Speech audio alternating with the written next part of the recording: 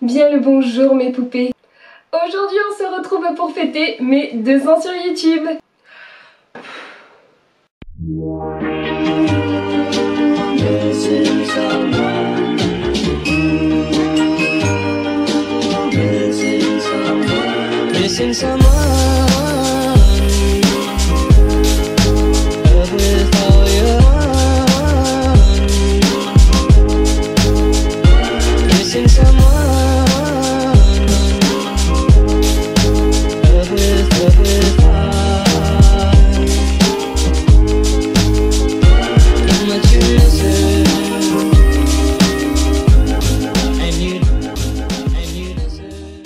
Le fait de pouvoir se métamorphoser à souhait.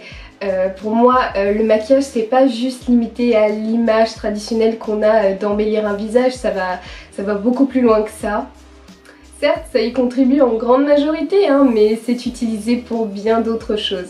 On peut en les dire aussi avec les maquillages effets spéciaux, et là on part carrément dans des techniques de sculpture, de création d'ornements, de moulage, de prothèses, etc.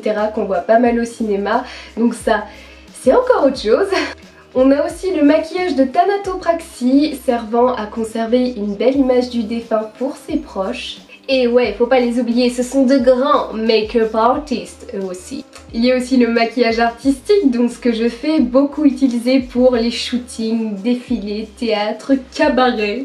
Et aussi le maquillage de rituel un peu plus rare mais encore pratiqué notamment au Congo et Madagascar, utilisé sous forme de peinture corporelle uniquement à base de végétaux. Donc voilà, pour vous dire que c'est vraiment un domaine beaucoup plus varié que ce qu'on ne le pense en réalité.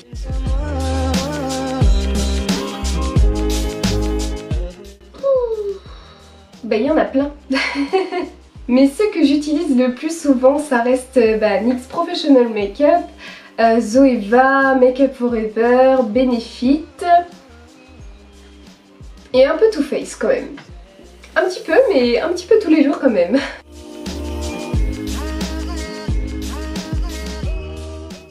Alors oui, de temps en temps je pense un peu dériver sur de la coiffure, hein, normal c'est un peu mon métier de base quoi. Si toi aussi tu parles de Stitch, pouce bleu. J'aimerais beaucoup refaire un autre très court métrage comme Colorful Sadness. Faut que je recrée une nouvelle histoire avec un nouveau personnage et j'ai vraiment très hâte de recommencer à faire ça. Et j'avais aussi pensé à vous faire de petites vidéos blablatage style comment s'accepter sans maquillage, l'estime de soi, quelques conseils bien-être. Mais bon, on va dire que ça c'est en projet, c'est pas encore sûr, mais j'y pense vraiment de temps en temps, donc dites-moi en commentaire si jamais ça vous intéresse.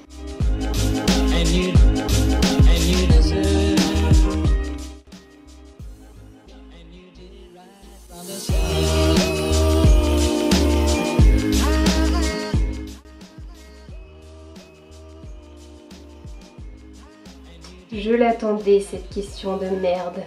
Bon, malgré que ce soit la couleur la plus parfaite à mes yeux, je pense que je choisirai quand même tout sauf la couleur bordeaux parce que je peux toujours en porter au niveau de mes cheveux, de mes vêtements, chaussures, etc. Mais porter H24 du make-up bordeaux quand même, je pense qu'à la fin je finirai malheureusement par m'en dégoûter et je ne veux surtout pas prendre ce risque.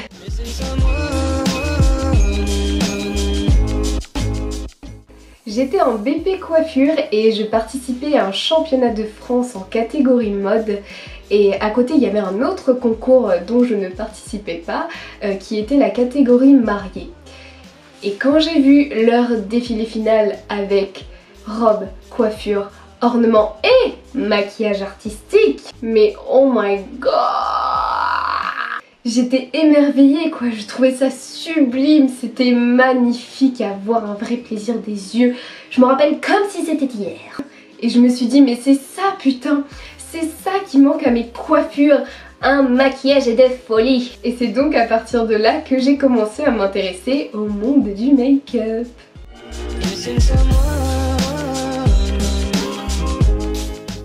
Alors, j'ai voulu à un moment Après avoir eu mon BP coiffure, justement, je voulais absolument rentrer dans une école de maquillage, commencer à faire mes petites recherches, à savoir vers quelle école j'allais me tourner, etc. Mais je suis vite redescendue de mon nuage.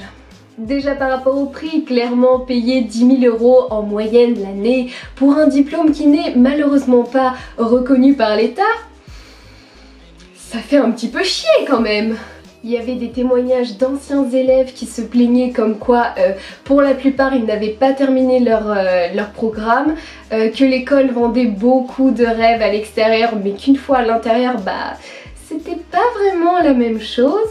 Certains avaient même fait des prêts pour intégrer l'école et au final ils ont été tellement déçus, et sans parler du mal qu'ils ont eu à retrouver du travail par la suite. Bref. Tout ça m'avait pas mal effrayée, donc j'ai décidé de laisser tomber l'idée de l'école et de me débrouiller par mes propres moyens. La première chose que j'ai faite, c'est d'avoir demandé à des esthéticiennes, donc des connaissances esthéticiennes, de m'apprendre à faire des maquillages de jour et de soirée.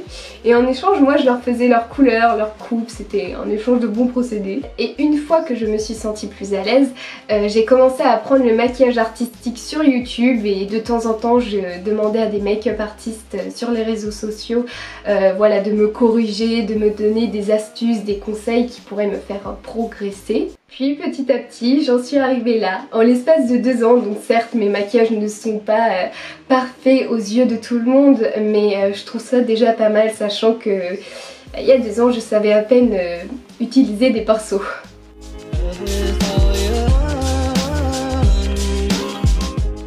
Oh mais non, je peux pas répondre là. J'en regarde plein en fait et j'ai pas vraiment de chouchou, enfin... Bon, je vais vous dire ceux que je regarde le plus souvent sur YouTube, ça sera plus simple.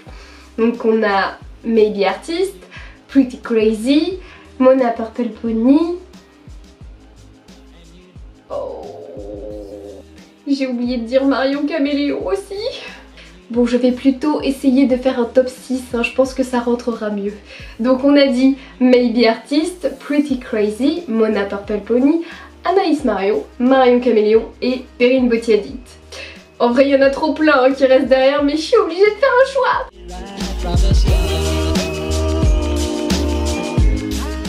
Que ce soit dans la coiffure ou le maquillage, j'en ai toujours énormément eu. Voire même de trop d'ailleurs, parce qu'au final je n'ai même pas le temps de réaliser la moitié de ce que j'ai en tête. Mais sinon rien m'inspire, ça peut être en écoutant de la musique ou en observant certaines formes, certaines compositions de couleurs, et en fait j'assemble ce qui me plaît en tête et puis ça fait un maquillage. Voilà.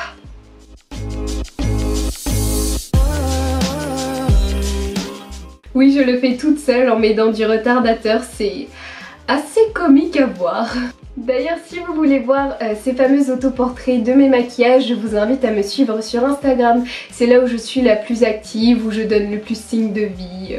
Donc si jamais je vous manque, vous savez où me trouver.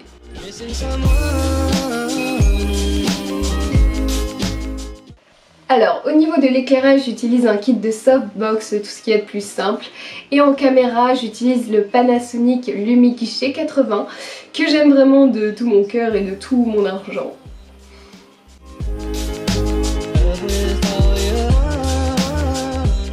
Niveau professionnel, j'ai obtenu mon bac pro perruquier posticheur avec mention bien, et là je suis à la recherche d'un emploi qui ferait dans l'idéal de la coiffure, maquillage, perruque ou même barbe. J'adore varier les activités dans mon travail, donc ça serait vraiment super.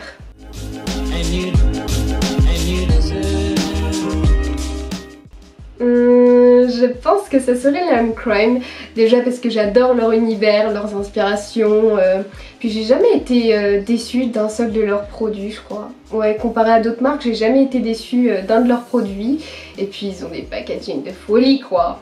C'est un univers qui me correspond totalement.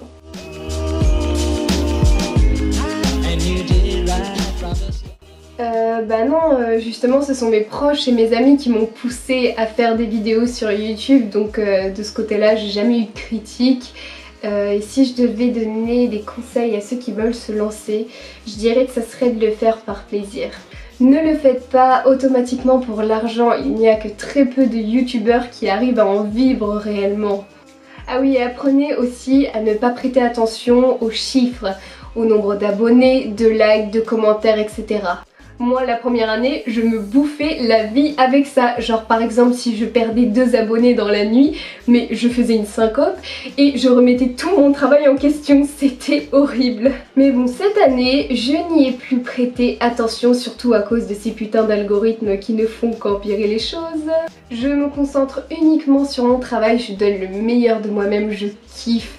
Je fais vraiment ce qui me plaît et puis le reste je m'en fous quoi, il n'y a rien qui pourra m'empêcher de faire ce que j'aime. Et dernier conseil, ce serait de rester fidèle à vous-même, à votre style de travail.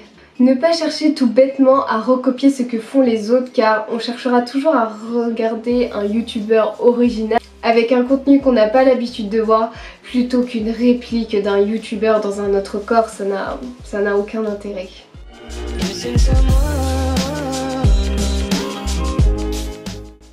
Alors là, rien du tout, je les laisse pousser jusqu'à la mort. Non, en fait, mes cheveux longs me manquent intensément et là, je suis une cure spéciale pousse de cheveux à base de bain d'huile et de silicone. Ça fait 3 mois que je la fais et mes cheveux ont déjà poussé de 6 cm. C'est énorme et je pense vivement vous faire une vidéo dessus parce que je n'ai jamais vu mes ongles et mes cheveux aussi beaux et forts de toute ma vie. Et ça, c'est très appréciable.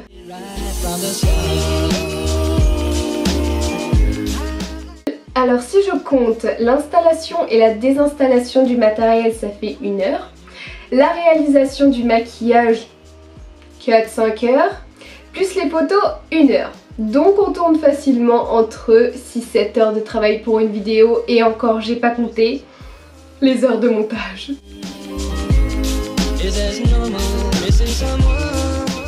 Bah ça serait d'ouvrir mon propre institut de coiffure, maquillage, perruque et bien-être. J'espère arriver à faire ça un jour, c'est un rêve que j'ai dans un coin de ma tête. Voilà, c'était la dernière question de cette deuxième FAQ. J'espère que ça vous aura plu, que vous avez passé un bon moment en ma compagnie. Si jamais vous n'avez pas vu ma première FAQ, je vous ai mis les liens en barre d'infos pour ceux qui veulent. Et pour les autres, je vous dis à bientôt dans une prochaine vidéo. Bisous mes poupées. Mouah. Missing someone.